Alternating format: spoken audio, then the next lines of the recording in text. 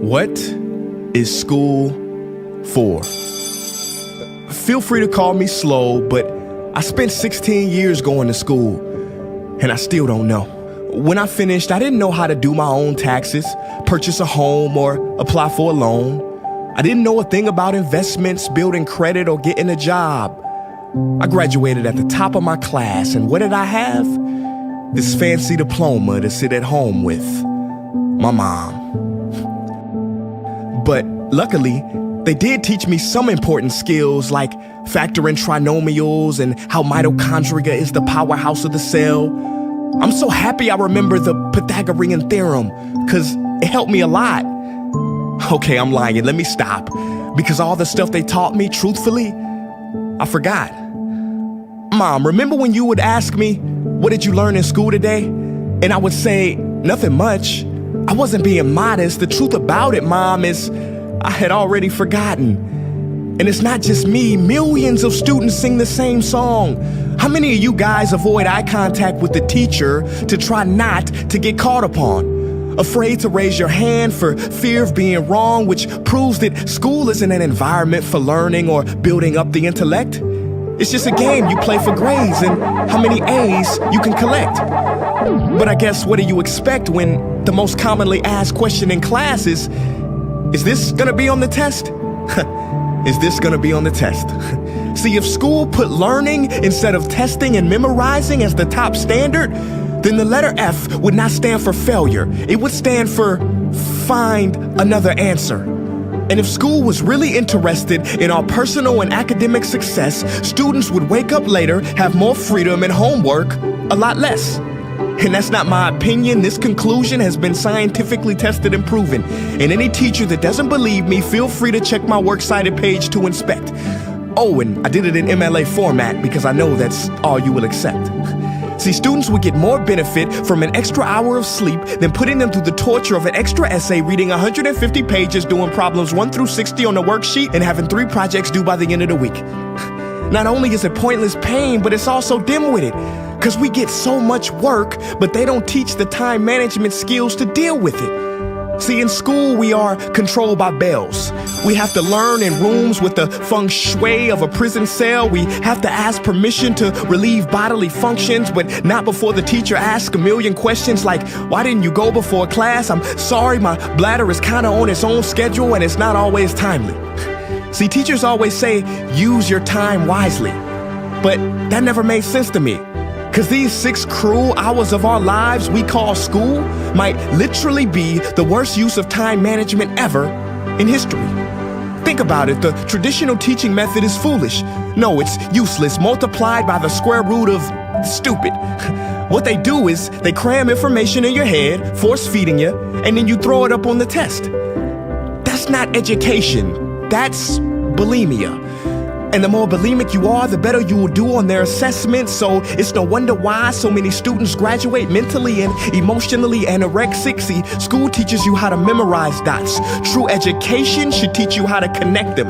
True education teaches you how to catch a fish. School teaches you, yeah, you caught the fish, but you didn't show your work, so it doesn't count. Throw it back. I'm just asking, what is school for? It's not education, that's just not true.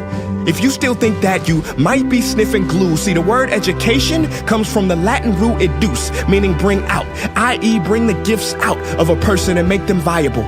But school doesn't bring out much, it just stuffs more facts inside of you. Now some of that stuff is justifiable. We need reading, writing, and some arithmetic, that's fair.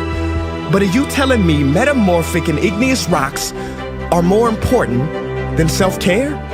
If suicide is the 3rd leading cause of death of ages 10 to 24, and Harvard studies suggest the biggest predictor for success is self-control and emotional health, then why the heck aren't we taught how to handle stress, bullies, or rejection? How about anxiety or depression? You know, skills we need for our entire lives. Bro, I don't even know how to cook. I'm honestly surprised I'm still alive. But hey, at least I can name all the battles that happened in the Civil War. Seriously, what is school for? Some say you need it to be successful, and that's something we do not doubt. But do you own a MacBook or iPhone? Did you know they both were created by a dropout? Are you watching this video on Facebook or YouTube? Doesn't matter which you choose. They both were created by dropouts. Ever use Snapchat, WhatsApp, shopped at Whole Foods? Well, thank a dropout. Does your home furniture come from IKEA? Okay, don't get the wrong idea. He was not a dropout. Don't be a fool. I mean, how could he drop out? Ingvar Kamprad, founder of IKEA, never even went to school. I know what you're thinking. He's just picking and choosing. There's millions who didn't go to school that aren't successful. Who is he fooling? And you're right.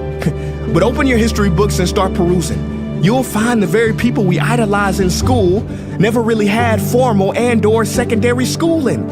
I'm talking George Washington, Abe Lincoln. America's best presidents had zero school between them. Ben Franklin, Thomas Edison, shall I proceed? Ernest Hemingway, Mark Twain, Teddy Roosevelt, Margaret Mead. Now please, I'm not saying drop out, because some schools are great and many teachers are rare treasures. I'm saying that there's a difference between people who are smart and people who score better. I'm saying that your future is something that no test will ever measure, even if that test begins in 3 letters like SAT, ACT. It's BS if they say those determine your LIFE. No, your destiny is in your hands. You must shape it to be great. So don't expect school to open doors, because it's more likely to slam them in your face. Sometimes I wonder about all the dreams lost in school and how much potential goes to waste. If it wasn't for music and YouTube, then I would have been just another lost case. Everybody watching this, please, close your eyes. Imagine a child sitting in the back of some teacher's class in some town. He never raises his hand, he fails most of his classes, but inside of him, there is a passion. And if nurtured and brought out, will lead him to discover the cure for cancer. But you see, I'm afraid that child's gift will never come out. He will never win the Nobel Prize award because in class he was ignored and his worth was judged only by his scores. So teachers, principals, parents, advisors, and students, I ask one more time, what is school for?